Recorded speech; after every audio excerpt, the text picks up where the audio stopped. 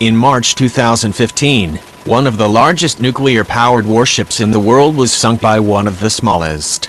The Saphir, a French nuclear attack submarine, reportedly penetrated the defenses of the aircraft carrier USS Theodore Roosevelt and scored simulated torpedo hits on her.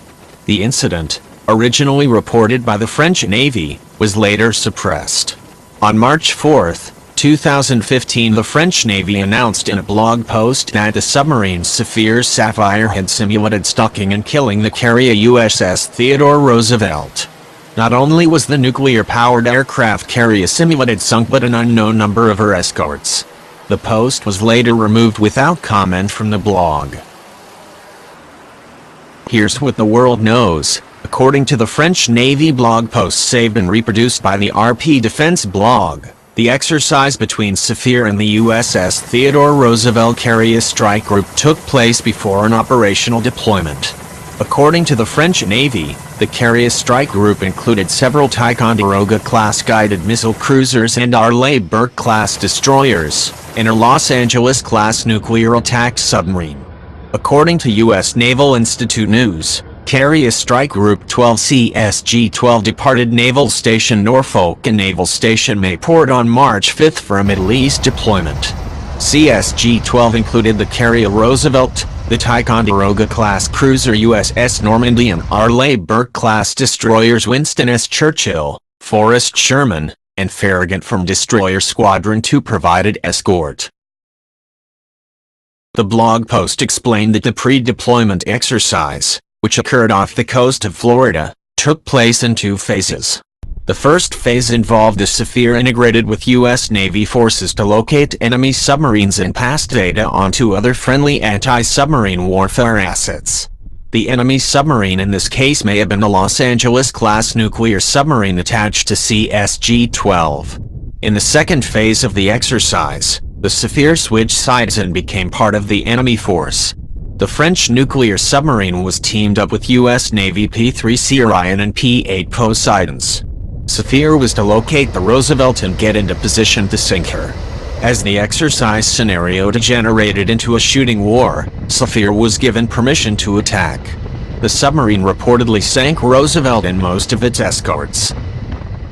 After the exercise was over, Saphir's commander met with Rear Admiral Richard Butler, commanding officer of Carrier Strike Group 4, and Vice Admiral Nora Tyson, deputy commander, US Fleet Forces Command. The French Navy's blog post was announced on Twitter on March 4, but was quickly deleted. Several defense outlets picked up on the deletion, and the state-sponsored RT or Russia Today crowed that a major vulnerability had allowed Saphir to penetrate Roosevelt's screen. That was pure speculation, as the original French Navy post does not mention any such vulnerability. Nevertheless, the incident appears to have actually happened. The most likely explanation for the deletion of the blog post was that it was simply embarrassing to a major French ally. Saphir is the second of 6 Rubis-class nuclear attack submarines built for the French Navy.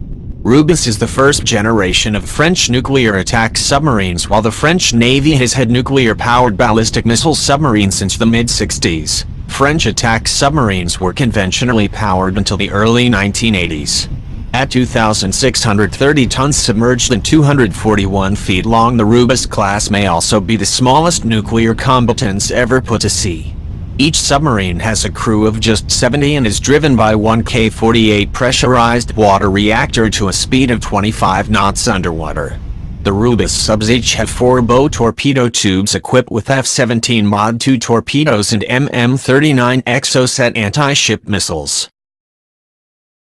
How did such a tiny submarine kill a ship almost 50 times larger than itself? First of all, we don't know the rules of engagement of the exercise. Were the Roosevelt's escorts using all of their anti-submarine warfare sensors? Was there any prohibition or curb on their use, or were any of them declared inoperative for the purposes of the exercise? Second, it's important to remember that sunk is in quotation marks for a reason. The French F-17 torpedo has a 551-pound HBX-3 high-explosive warhead. It can also only fire a salvo of 4 torpedoes at a time, due to having only 4 torpedo tubes. A 551-pound torpedo warhead would probably not sink a Ticonderoga or Burke-class escort, and though it would undoubtedly damage, it would definitely not sink a Nimitz-class supercarrier.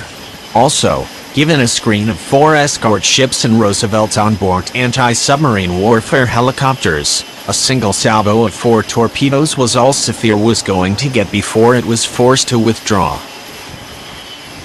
Provided Saphir targeted Roosevelt and 3 of her escorts, it would have damaged 4 ships, not sunk them.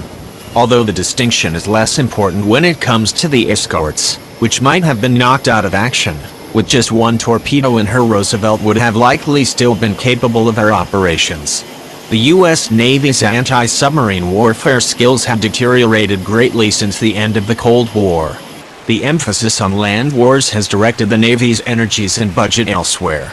Still, as the Chinese Navy continues to grow and the Russian Navy is used more aggressively in the Mediterranean and Baltic Seas, improving ASW is becoming a well-deserved priority. The sinking of the Theodore Roosevelt may have been a blow to pride, but it was also an important wake-up call. The next time a foreign submarine stalks a U.S. Navy carrier with nearly 6,000 people on board, it could be the real thing.